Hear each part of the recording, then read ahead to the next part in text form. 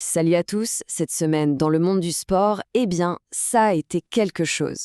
On a eu des victoires incroyables et des changements qui pourraient bien tout redéfinir. Des médailles d'or qui marquent l'histoire, des réformes gigantesques. Allez, on plonge directement dans le vif du sujet. On commence avec un chiffre, un seul, 27.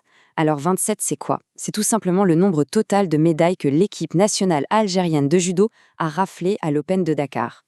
Rien que ça. Une performance de folie qui les a propulsés tout en haut du classement final. Et attention, dans ces 27 médailles, il y en a 8 en or. C'est juste énorme.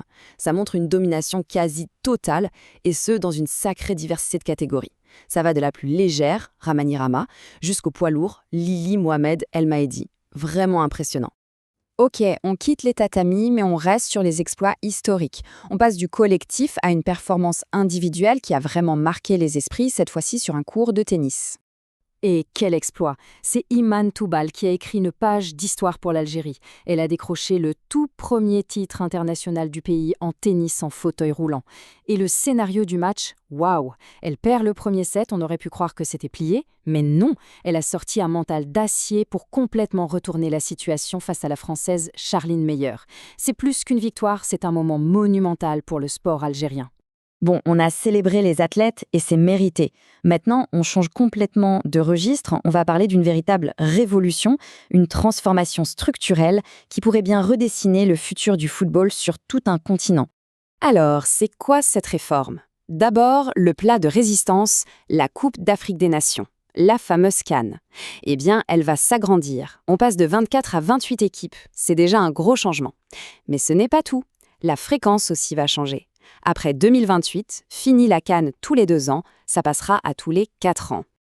Alors comment ça va se passer concrètement? Ça ne va pas se faire du jour au lendemain, c'est progressif. En 2025, on aura une dernière CAN à l'ancienne, avec 24 équipes. Et dès 2026, boum, on fait le grand saut, 28 équipes. Par contre, pour le passage à tous les 4 ans, il faudra être un peu plus patient, ça c'est prévu pour 2032. Et comme si ça ne suffisait pas, il y a autre chose dans les cartons. La CAF va lancer sa propre Ligue des Nations africaines. Le concept, c'est simple. On prend le modèle européen, la Ligue des Nations de l'UEFA, qui marche super bien, et on l'adapte pour l'Afrique. L'idée, c'est de créer plus de matchs à enjeu entre les sélections nationales. Ok, on a vu tous ces changements. C'est énorme. Mais la vraie question, c'est pourquoi? Pourquoi maintenant? Qu'est-ce qui a bien pu pousser la CAF à lancer un chantier aussi colossal? Voilà, c'est la question. Une refonte pareille, ça ne sort pas de nulle part. Il doit y avoir une raison. Et probablement une grosse raison. Et la réponse, elle est venue du sommet, du président de la CAF lui-même, Patrice Motsepe. Et il n'y est pas allé par 4 chemins. C'est une citation qui fait mal, mais qui est d'une clarté totale. Pour lui, la dernière CAN a été une catastrophe pour l'image du continent. C'est rare d'entendre une franchise pareille. Une catastrophe, d'accord, mais concrètement, qu'est-ce qui n'a pas marché? Eh bien, la liste est longue. On parle d'un arbitrage jugé désastreux, de la VAR, l'assistance vidéo, qui a créé plus de problèmes qu'elle n'en a résolu, des décisions de la commission de recours qui ont fait grincer des dents. Bref, on a commencé à douter de l'intégrité même du jeu. Et ça, c'est grave. Alors, face à ce constat d'échec, qu'est-ce qu'on fait?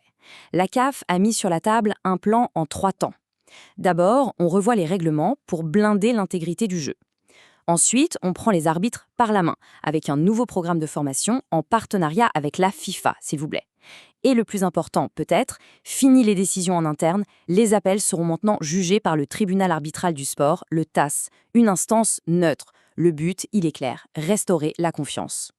Allez, on laisse un peu le football africain et ses grandes réformes de côté et on fait un petit tour rapide du reste de l'actualité sportive qui a marqué la semaine. Juste une info rapide pour les fans de la Ligue 1 algérienne, le calendrier a un peu bougé.